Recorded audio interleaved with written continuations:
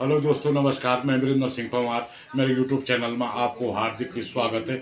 आज मैं श्रीमद् भागवत कथा का जो आयोजन हो रहा है सांकरों बड़कोट में, उसको मैं आपको दिखाने जा रहा हूँ। तो आप देखिए और आनंद लीजिए। दिन भर इनके अस्त्र शस्त्रों की रक्षा करता हूँ। तलवार भाली सब यहाँ रखी, दिव्य अस्त्र। मैं कहीं बाहर भीतर भी नहीं निकल सकता। ऋषि ऋषि ने कहा मेरे लिए बड़ा संकट निकल गया। मैं कहीं जो है शौचालय के लिए नहीं जा सकता हूँ। कहीं जब मैं बाहर निकला तब तक इनके अस्त्र चुरा कर लेना। महाराज मैं क्या करूँ? दधीचि ऋषि ने एक उपाय किया। जितने भी अस्त्र शस्त्र से सबको महाराज एक पात्र में रखा, सबको धो करके उनकी शक्ति लेकर के सबको पी गई। वो अस्त्र निस्तेज हो गए। तब दधीचि ऋषि की हड्डियों में जितने भी अस्त्रों का बल था सब दधीचि ऋषि की हड्डियों में आ गए। अब दधीचि ऋषि तब उससे वज्र बनाया। उसने विश्वकर्मा ने वज्र बना करके भगवान नारायण ने जाकर के अपनी शक्ति को उसमें प्रविष्ट करके और वज्र की महाराज और वज्र अब सर्वश्रेष्ठ आयुध बन गया देवराजेंद्र का। इसलिए वज्रहस्ताय नमः। वज्रहस्तम विशाल वज्रहस्तम, वज्रहस्त इंद्र को कहा गया। अब हुआ महाराज वृत्तासुर के साथ में ललकारा इंद्र ने, आओ वृत्तासुर मेरे साथ वृत्तासुर जाकर के पूरी सेना लेकर के इंद्र का और वृत्तासुर का भयंकर युद्ध होने लगा। 5000 वर्ष तक जो है महाराज इस प्रकार से हजारों वर्ष तक युद्ध होने लगा। और उसके बाद में महाराज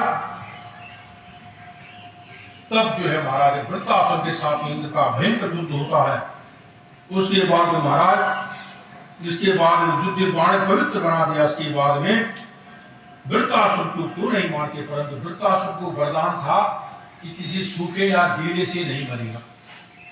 अब कोई न कोई वस्तु या तो सूखी होगी या तो गीली होगी। बोले क्या उपाय करें? तब भगवान ने कहा कि इसका एक उपाय है। उसी दिन से समुद्र का जो फेन है, समुद्र का फेन तो सूखा होता नहीं, गीला होता है, उसके ऊपर वज्र के ऊपर में लगा करके फेन को वृत्तासुर के ऊपर फेंका। तब वृत्तासुर का जो सिर कट करके पीछे झटका। कहते हैं महाराज देवी भागवत जी में लिखा है कि वृत्तासुर का सिर कटने में 6 महीने इतना बड़ा था। 6 महीने लगे वृत्तासुर का सिर कटने में। 6 मास में वृत्तासुर का सिर काटा गया। भगवती परम्बा की कृपा से देवता ने भगवती जगदम्बा की स्तुति करी कि माता हमारी सहायता करो। भगवती ने कहा जगदम्बा तुम जाओ और तुम युद्ध करो तो अवश्य विजय की प्राप्त होगी। उसके बाद महाराज वृत्तासुर के और उसमें स्थित होकर के महापराशक्ति के रूप में और भगवान विष्णु की शक्ति जगदम्बा ने और उस वृत्त उसके वज्र रूप में वज्र में आरूढ़ होकर के और सूखा गीला मन फेन के द्वारा देखो मृत्यु होनी हो तो फेन से भी मौत हो जाती है। फेन में क्या बल होता है? कुछ नहीं। फेन तो ऐसे हवा में उड़ा दे लोग, जैसे साबुन का फेन होता है आप द्वारा उड़ जाता है। परंतु जब मृत्यु लिखी है उसी में मौत हो जाती है। मौत हुई हो तो एक तरीके से भी मौत हो जाती है। नहीं हो तो वज्र भी पड़ जाए सिर में, तो वज्र भी पड़ जाए उसका वज्र भी कर सकते महाराज ऐसा कहकर कि और देवराज ने भगवान नारायण को महाशक्ति की प्रेरणा से जैसे उसने फेन रखा वृत्तासुर के ऊपर ला दिया। वृत्तासुर का सिर कट गया। बोलिए प्रांकामा भगवती जगदम्बा की जय। उसके बाद में महाराज वृत्तासुर को और किस प्रकार से साम दाम दंड भेद करके और उसके बाद में महाराज जब वृत्तासुर का जब वध हो गया उसके प्रांत महाराज उसके महाराज जैसे वृत्तासुर का वध हुआ तो इसके बाद महाराज वज्रहंती नाम से और भगवती जगदम्बा ने उस वज्र के ऊपर में जो विख्यात उसमें बैठ रही थी। उसके बाद भगवती का एक जगदम्बा का एक नाम वृत्रहंत्री नाम से उसको जाना जाता है। वृत्तासुर का वध करने के कारण परोक्ष रूप से जगदम्बा ने जो है वृत्तासुर का वध किया इंद्र की शक्ति के रूप में। उसके उपरांत महाराज तो त्वष्टा जब वृत्तासुर जब मारा गया उसके बाद महाराज और त्वष्टा जो उसके पिता थे वृत्तासुर के उनको बड़ा क्रोध आया। उसने कहा इस इंद्र के द्वारा मेरा दूसरा पुत्र भी मारा गया वृत्तासुर। उसने इंद्र को श्राप दिया और इंद्र को श्राप दिए महाराज और इस प्रकार इसलिए धोखे से वृत्तासुर का वध किया है। इसलिए मैं उसको जो है और उसको मैं श्राप देता हूं इंद्र को कि महाराज किस प्रकार से इसको श्राप देता हूं। सेवको वा विमित्रम वा पुत्रश्चैव ततो रसः प्रतिकूले गते देवी न कोप्येत सहायताम्। उसके बाद में महाराज उसके बाद उसकी जो सहायक बने थे देवराज इंद्र की, और जब जो है उसने जो है त्वष्टा ने उनको जो है इस प्रकार श्राप प्रदान करके बनी, और इसके बाद में महाराज उसके बाद में जो त्वष्टा ने देवराज इंद्र को जो है श्राप प्रदान किया, और इस प्रकार से क्योंकि जीवन को धिक्कार के बाद में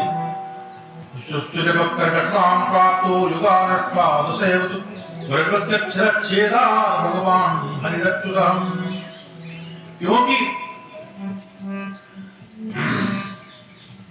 और इसके बाद में महाराज जब इंद्र के द्वारा स्थापित हो गया पुष्टा, बोले महाराज उसके बाद में जो है जो इंद्र के द्वारा स्थापित होने पर पुष्टा जो राज्य तुम जो है राज्यच्युत हो जाओ। अब पुनः जाकर के जो है ब्रह्म हत्या ने पुनः जाकर के त्वष्टा था, वृत्तासुर चाहे असुर था पर था तो ब्राह्मण ही,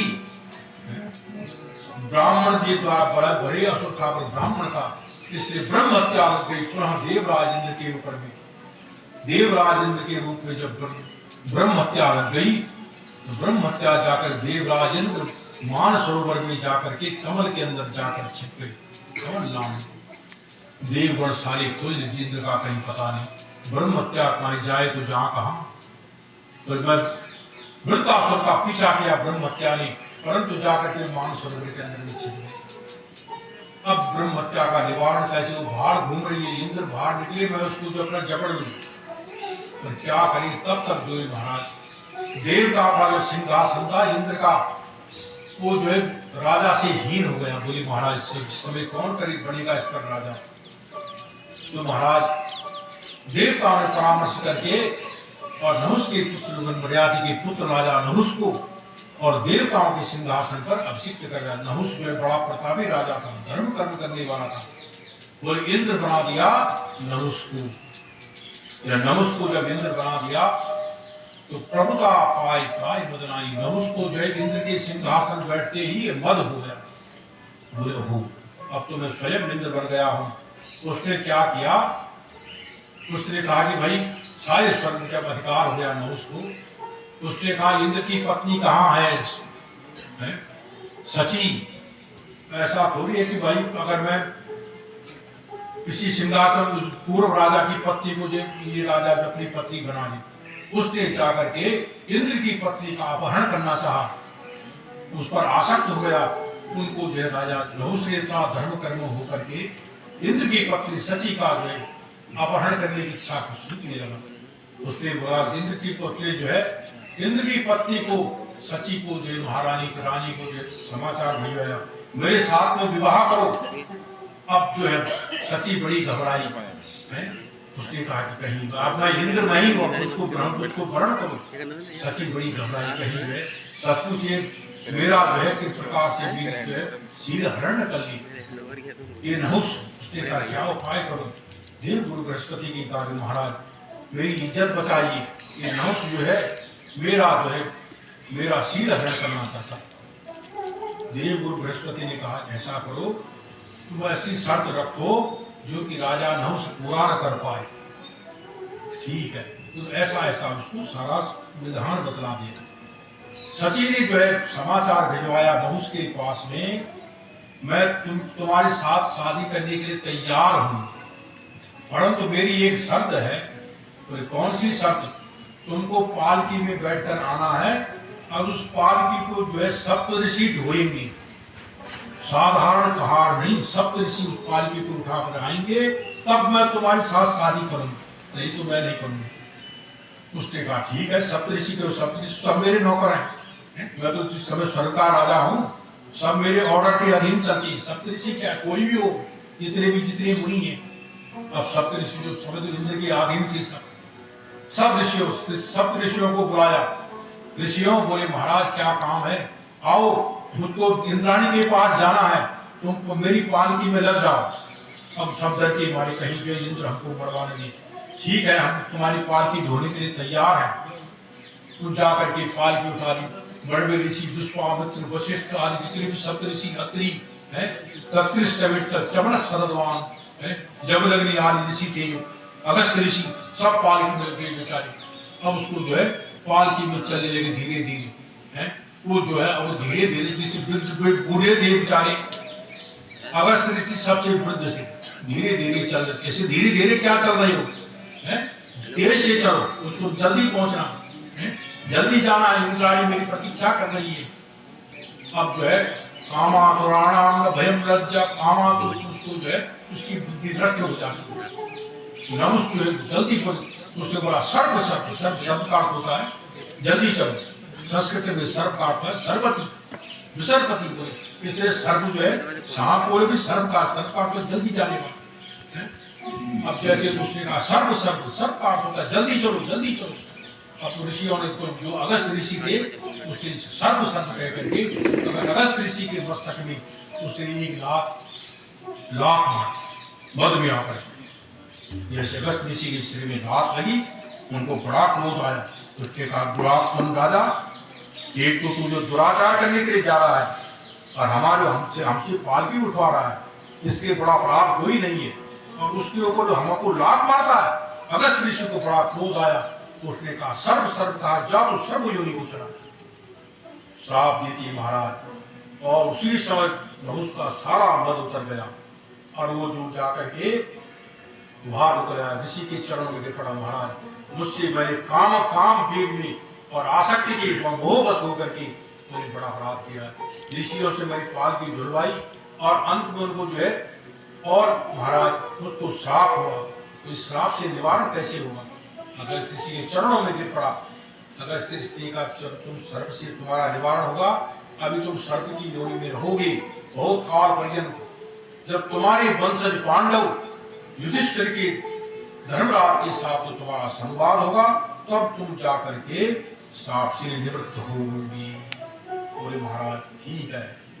वो जाकर बेचारा इंद्र के इंद्र बनना था, इंद्र की जगह पर जो थोड़ी सी गलती होने से इंद्र की जगह पर सांप बनना पड़ा। बोले सांप की योनि में चला गया बेचारा, एक होटर में रहने लगा। तब आगे जाकर के जब वनवास के समय पर तो जब जाकर के महाराज तो त्वष्टा जो सर्प की योनि में गया था, तो जाकर के जब नहुस ने यक्ष के रूप में प्रश्नोत्तर किया था धर्मराज आदि के साथ में, उसी समय जब प्रश्नोत्तर में सब एक एक करके सब पांडव मूर्छित हो गए थे जल में, जब जल के लिए खोज में गए थे, केवल धर्मराज ने उसके प्रश्नों का उत्तर दिया। उसका उत्तर दे करके राजा नहुस ने कहा मैं सर्प योनि में जो है यक्ष हूँ, और जाकर के युधिष्ठिर के साथ में संवाद करके राजा नहुस सर्प योनि से मुक्त हो गया। बोले मां भाम की जय।